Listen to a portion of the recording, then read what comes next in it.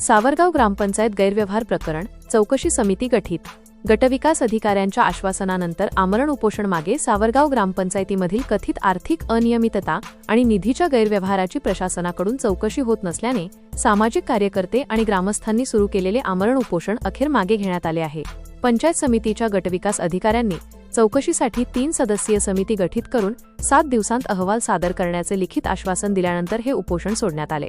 सावरगाव ग्रामपंचायतीत निधीचा मोठा अपहार झाल्याचा आरोप करत प्रशासनाचे लक्ष वेधण्यासाठी सामाजिक कार्यकर्ते जानू बाबूसिंग राठोड, महादेव पायघण यांच्यासह संतप्त ग्रामस्थांनी 13 ऑगस्टपासून जिल्हाधिकारी कार्यालयासमोर उपोषण सुरू केले होते।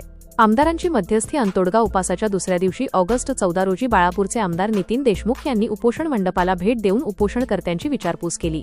त्यांनी तत्काळ पातूरच्या गटविकास अधिकाऱ्यांशी भ्रमणध्वनीवरून संपर्क साधून या प्रकरणी सकारात्मक तोडगा काढण्याची सूचना केली। 3 अधिकाऱ्यांची समिती, 7 दिवसांची मुदत। आमदारांच्या मध्यस्थीनंतर पातूरच्या गटविकास अधिकाऱ्यांनी तातडीने कारवाई करत सावरगाव ग्रामपंचायत अपहार प्रकरणाच्या चौकशीचे आदेश दिले।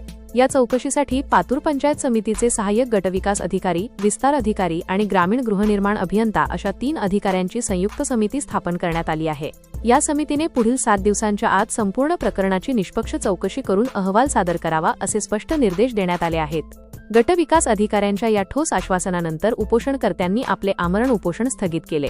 दरम्यान आता या चौकशी समितीच्या अहवालात काय समोर येते आणि दोषींवर काय कारवाई होते याकडे संपूर्ण सावरगाववासियांचे लक्ष लागून राहिले आहे।